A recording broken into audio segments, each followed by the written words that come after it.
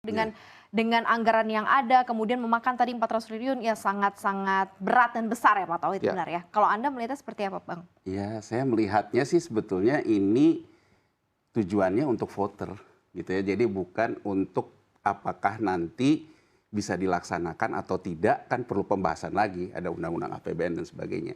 Tapi cara komunikasi Pak Prabowo ini sebetulnya bisa dijelaskan oleh riset CNBC yang lain. Bahwa kita itu kan sekarang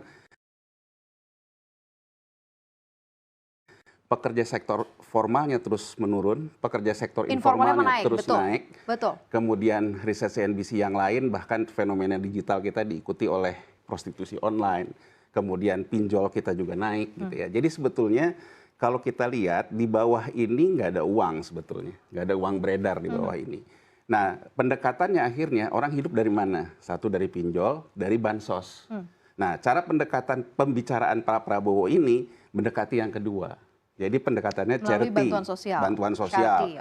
Saya akan kasih makan, saya akan kasih susu gitu. Karena pada dasarnya seorang di bawah sekarang itu hidupnya dari bansos, dari minjem ke pinjol gitu. Nah, jadi menurut saya kembali yang dikatakan oleh Pak Derajat tadi di awal tentang geopolitik ya, sebetulnya pidato ini menurut saya tidak menyentuh esensi sebetulnya apa yang tengah terjadi, yang harus dihadapi oleh kapasitas seorang kepala negara, seorang presiden di tengah geopolitik yang tidak pasti seperti ini. Kita perlu ingat juga gitu, 2024 bukan hanya Indonesia yang pemilu. Ya, jadi ada India, pemilu, ya, ada beberapa negara, betul. ada Amerika Serikat pemilu. Yes. India itu kan dia itu yang mengatur harga beras, gitu ya, berdasarkan riset-riset. Apa yang dilakukan sekarang trade war kan sebetulnya. Modi ini melakukan trade war, dia nahan suplai beras, tujuannya kan harga naik. Betul. Bahwa nanti di 2024 beras ada nggak? Ada, tapi harga naik. Tujuan dia apa? Pemilu dia kan di Mei 2024. Saya menduga dia akan keluarkan di dekat-dekat pemilu sehingga petani dia senang karena harganya udah naik. Ini persis yang dilakukan oleh Trump terhadap petani jagungnya Amerika Berarti Serikat. targetnya juga demi voters juga, sama dilakukan juga. Tapi itu kan berdampak loh ke kita. Karena kita efeknya harganya ke end user di Indonesia. Indonesia yang harganya end user. Jadi kalau dikatakan bahwa nanti kita bisa dapat barangnya, bisa, barangnya ada tapi harganya naik. Itu sendiri kalau kita ingin stabilisasi harga, stabilitas politik dan sebagainya, itu kan makan uang sendiri juga. Jadi artinya stabilitas fiskal juga akan terganggu, itu satu ya. Kedua, Amerika Serikat akan pemilu di November 2024. Nah, donatur politik di Amerika Serikat itu oil and gas. Jadi oil and gas tuh biasanya dekat-dekat pemilu dia akan naik kalau di Amerika Serikat. Itu juga berdampak ke kita terhadap BBM. Sementara kita juga pemilu gitu ya. Nah terus kemudian harus kita pikirkan lagi, Bank Sentral Jepang, Bank of Japan keluar dari pakem kan. Dia bilang mulai Januari 2024 mereka akan keluar dari tradisi negatif interest Bank Sentral. Itu akan dampaknya besar juga ke currency. Jadi menurut saya, kalau kita bicara hitung-hitungan, kita akan menghadapi resiko harga beras, kita akan menghadapi resiko harga BBM, kita akan menghadapi resiko nilai tukar. Sementara orang mudah menganggap, oh saya akan dapat charity seperti ini. Begitu nanti terjadinya kebalikannya, hati-hati. Maksud saya, artinya adalah calon presiden yang akan maju di Indonesia bukan hanya buat Pak Prabowo nih, tapi akan lebih kepada poin-poin bukan hanya buat Pak Prabowo, jadi buat yang lain ya, buat Pak Ganjar, buat Pak Anies, hati-hati. Kita menghadapi sebuah turbulensi yang sebetulnya membutuhkan kapasitas presidensial ya, bukan hanya charity seperti ini. Kenapa? Saya ingin kita ingat ya, sebetulnya kan trade war terhadap beras ini pernah dilakukan India juga di 96.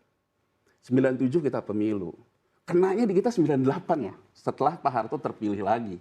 Itu kenanya karena harga beras naik di 98 yang sudah terlalu tinggi, kena ke sembako, kena ke BBM, dan nilai tukar yang tak terkendali. Nah saya bukannya menakut-nakuti, tapi kita harus rasional juga. Di depan kurva kita punya 3 ancaman ini. Seperti yang saya sebutkan tadi. Mau di trade war di India karena dijaga mau election gitu ya. American election itu terhadap harga oil and gas. Dan currency effect terhadap kebijakan Bank Sentral Jepang. Dan perang Ukraina yang masih berkepanjangan. Jadi menurut saya, sekarang itu kan seperti dikatakan oleh Mas Derajat tadi, kan belum daftar ke KPU. Harapan saya ketika daftar di KPU, kita yang realistis saja.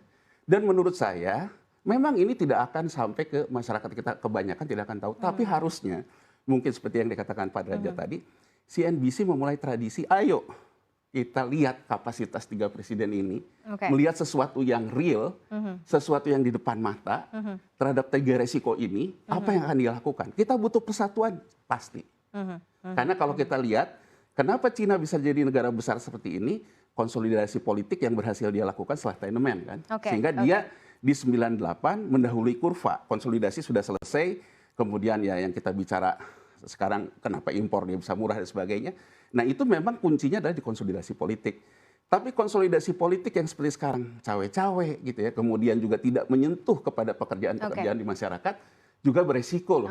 Ingat zaman Pak Harto juga konsolidasi kurang bagus seperti apa gitu. Baik. Gitu. Bang Yanuar, tapi tugas negara itu kan melindungi rakyatnya ya. Dengan salah satu yang disampaikan oleh Pak Prabowo dengan makan gratis dan lain-lain dan menghadapi kondisi krisis misalnya seperti beras yang akan naik, berarti sebenarnya termasuk make sense dong apa yang dilakukan.